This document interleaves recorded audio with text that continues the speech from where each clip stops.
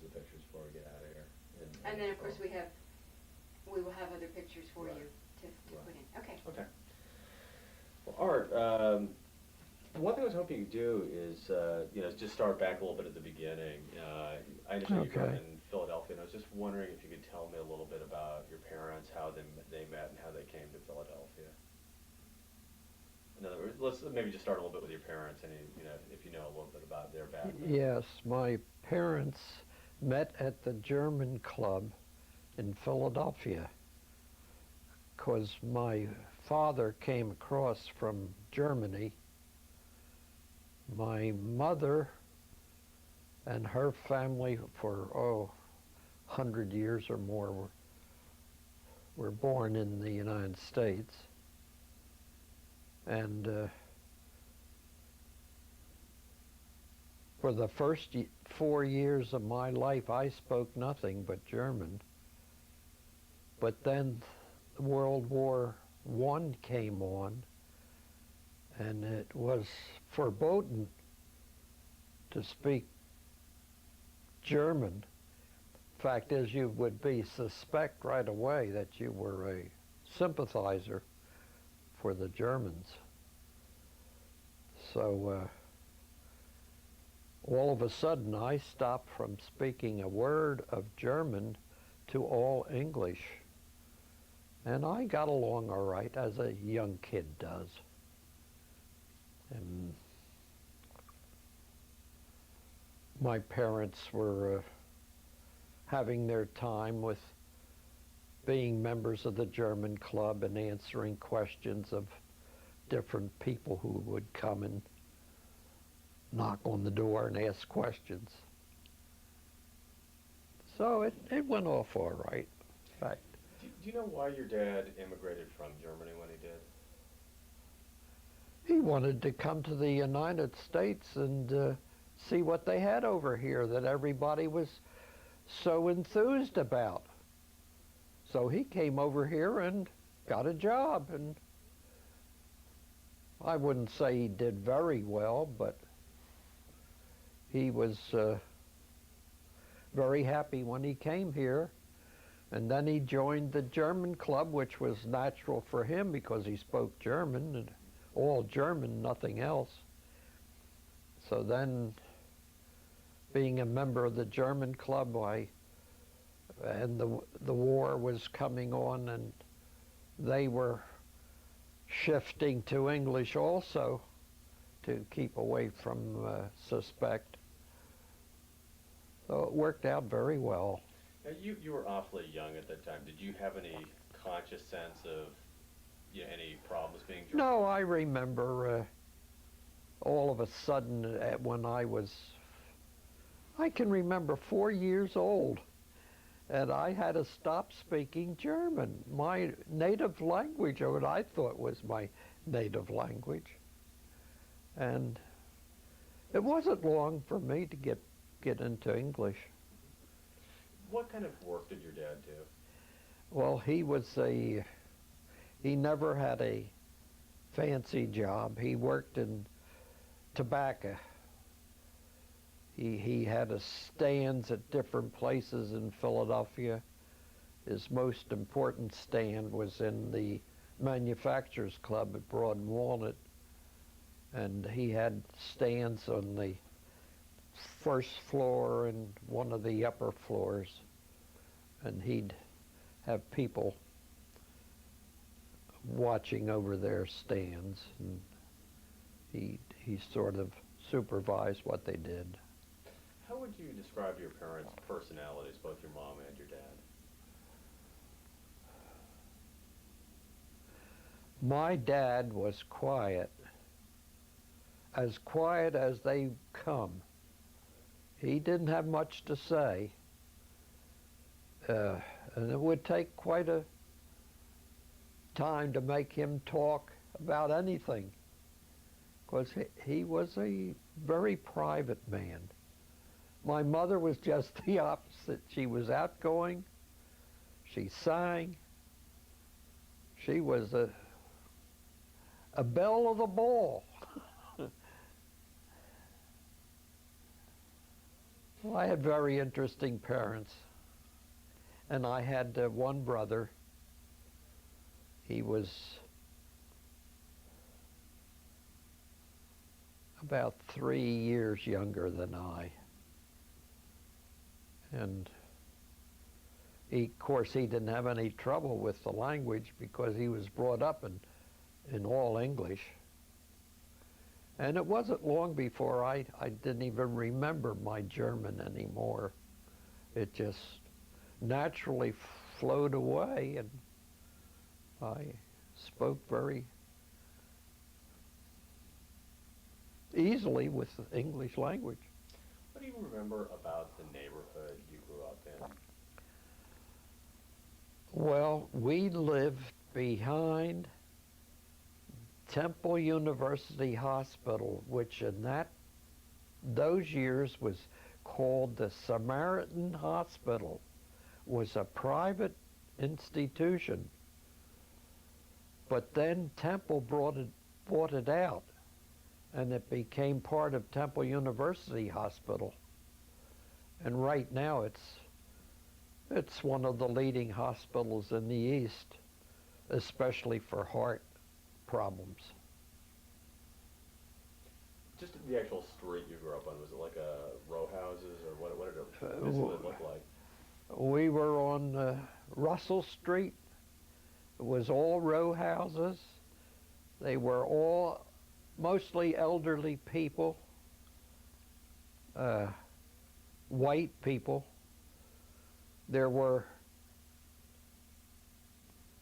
black people in the area, but not right on Russell Street. And they walked through the streets, and in those days, the black people had nothing to fear, nor did the white people have anything to fear. I played with black kids, so it didn't mean anything to me. I played with them at school. I played with them after school.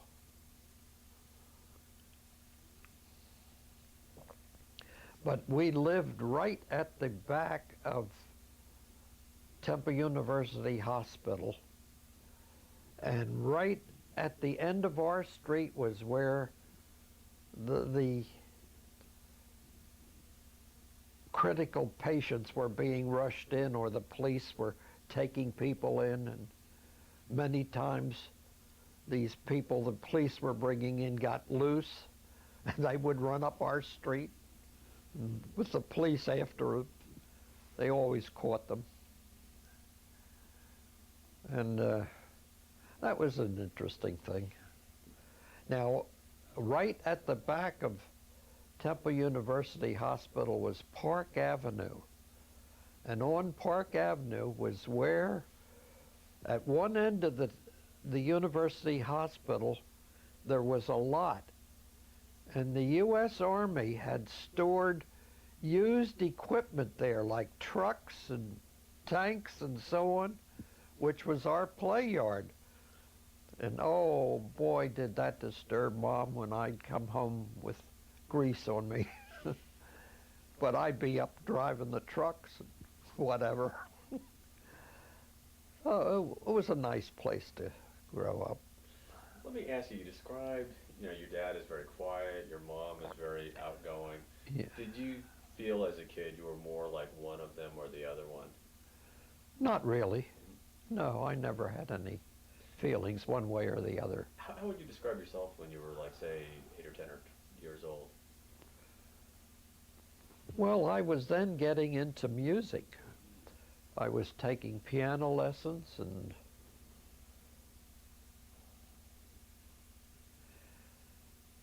I guess that might have been around the first years I went to Camp Miller up in the Poconos. It was a Lutheran camp. Then there was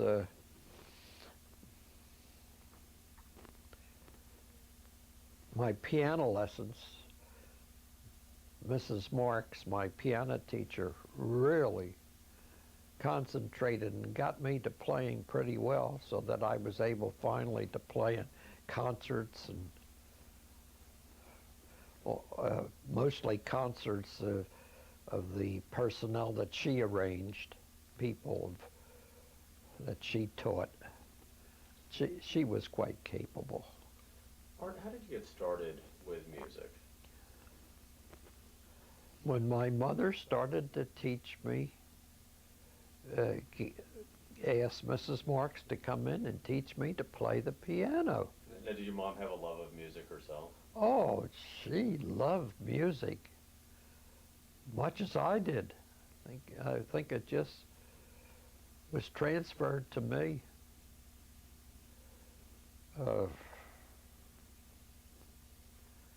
She had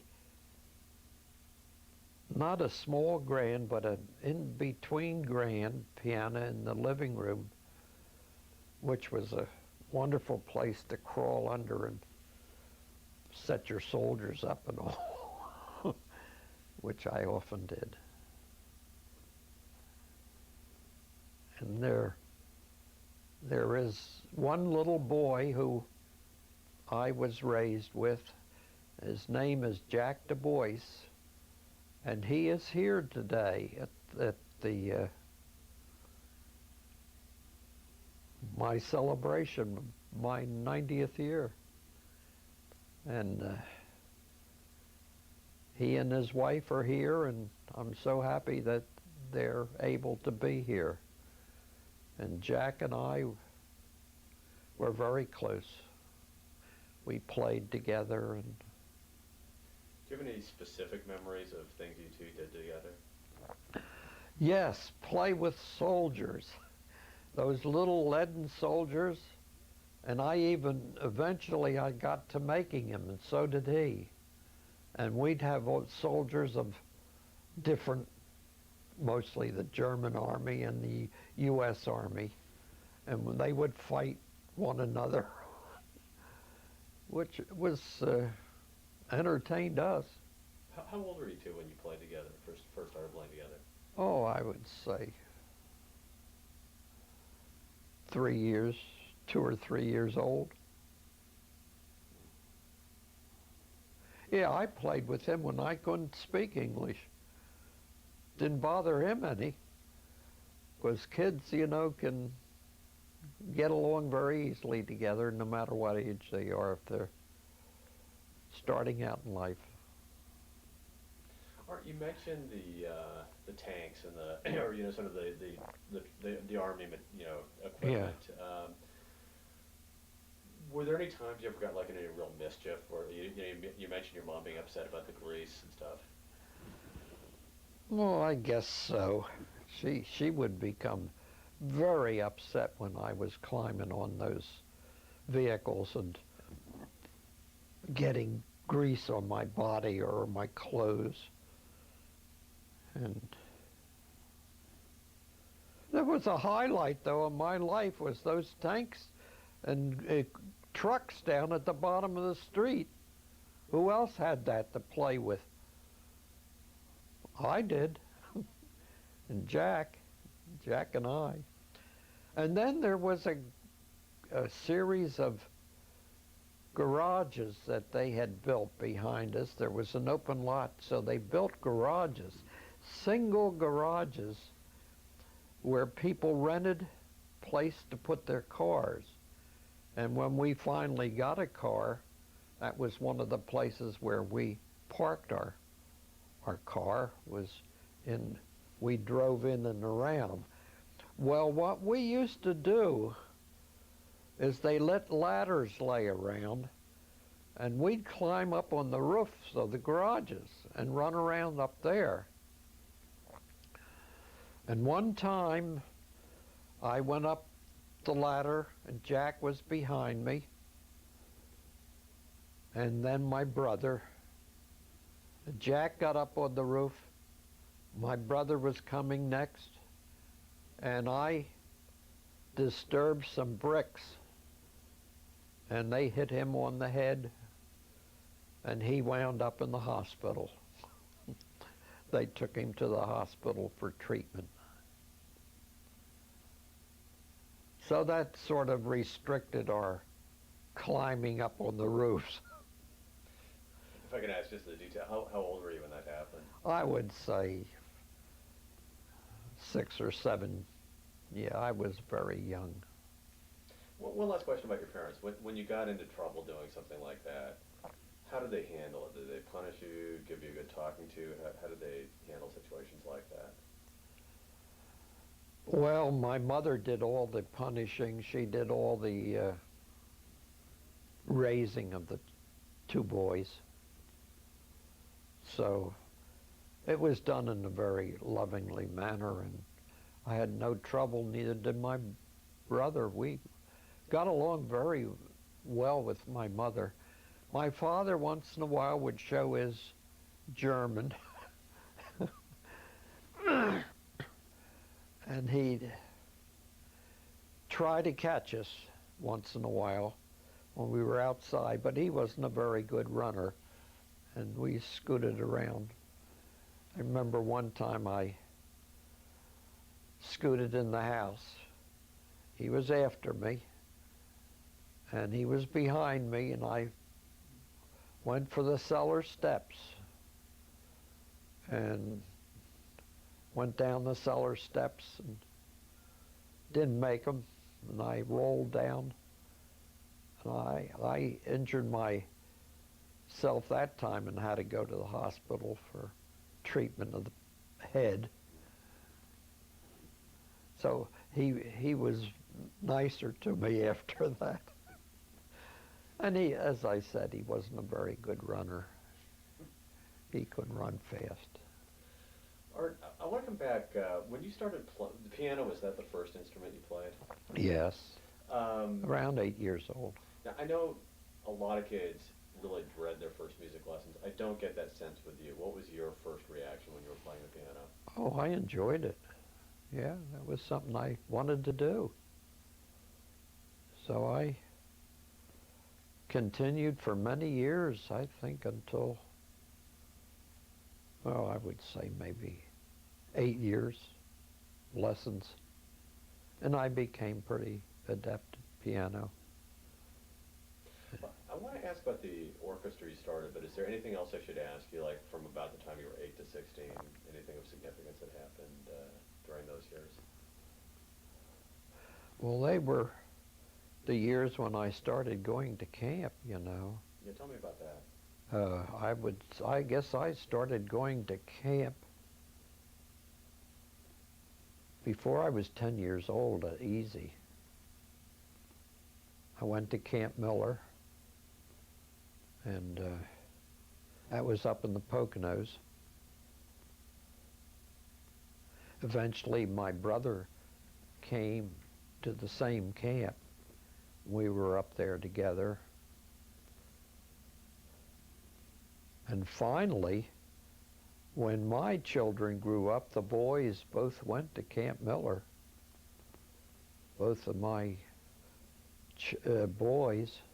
The girls went to Camp Hagen, which was the Lutheran camp up nearby in the Poconos. So they spent a lot of years at camp because I sent them there. And the camps you went to, those were Lutheran camps? All Lutheran camps. So was your family active in the Lutheran church? Yeah, we were members of the Lutheran church. Yeah. We walked to church and were very active. I became very active. I eventually became president of the Luther League. And we did lots of things. We put on performances, theatrical performances, we might have called them, which were far from it. So what was it about the camps that you enjoyed so much? I just enjoyed camp life. Sleeping out under the stars, chasing skunks from under the cabin. It was really my first adventure into nature, which I eventually enjoyed because I spent a lot of years outdoors and as a camper, as a counselor, both Virginia. It was 4 years at a Camp Overall in Virginia. It was 3 years as a counselor at the camp in Maine. That was a very luxurious camp. They even had a golf course, which was unheard of in camps. How old were you when you became a counselor, and how did that come to be? Oh, I started when I'm probably 16. I was really young. I got applied for a camp down here in Shawnee on the Delaware. Was that the name? No, that was the camp up in Maine, up in Pennsylvania.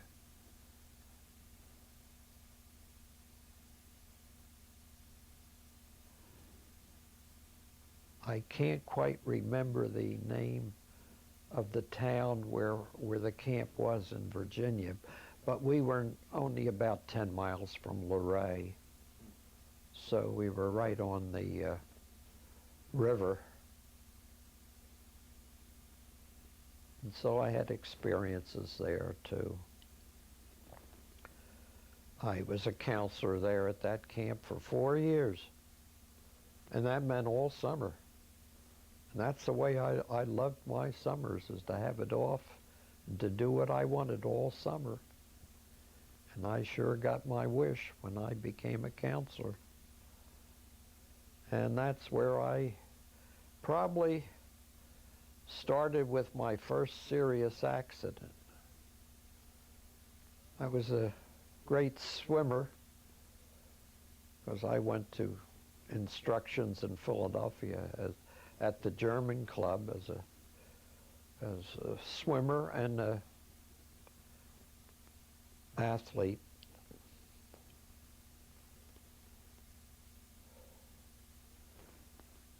My first accident was off a bridge near the camp in Virginia.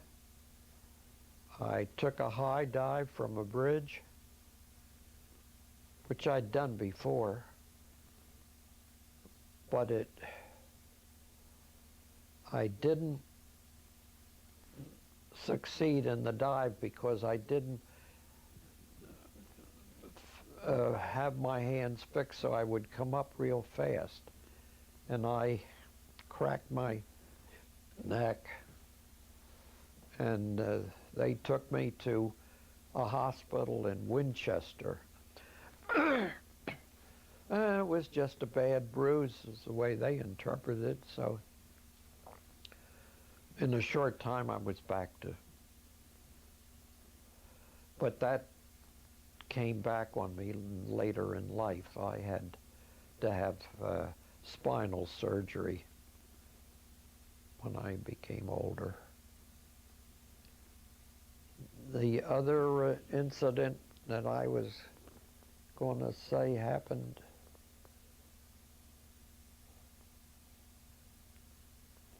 now, I can't remember it.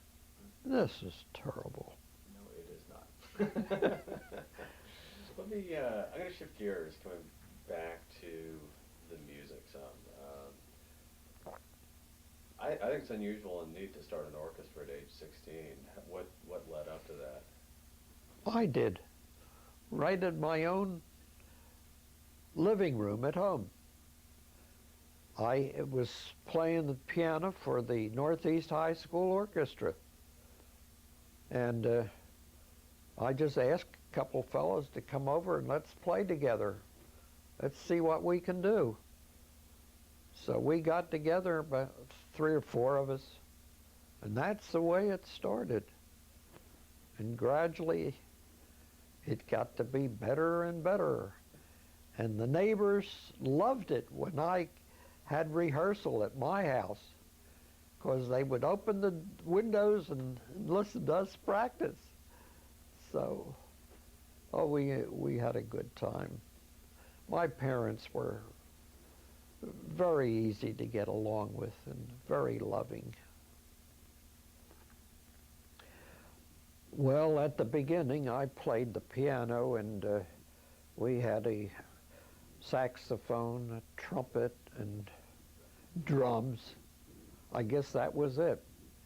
My cousin played the drums, so he was with me from the beginning to the end of my orchestra days on drums. His name was Dan Huff. And gradually, as I got small jobs, they were very unimportant jobs, but at the beginning, we played for nothing. Do you remember your first performance? No, I do not remember my first performance. But we played at church. We played at different friends. My Uncle Dan, who was Dan Huff's father, the drummer of my band, he was a great, I shouldn't have got started on this. He and Uncle Charlie had a big hardware store up on, oh, this is terrible, off of Broad Street, up in about the 6,000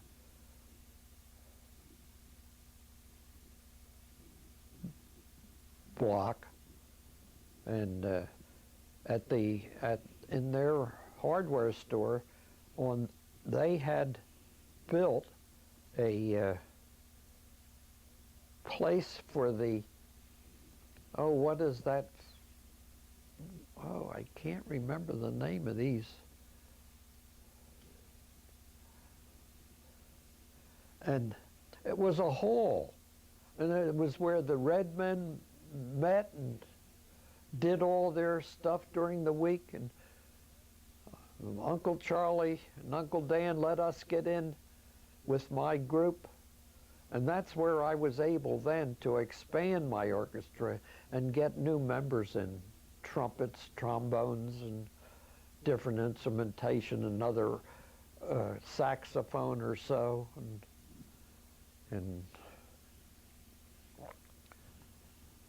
so we rehearsed every week up in Uncle Dan's Hall, as I'll call it.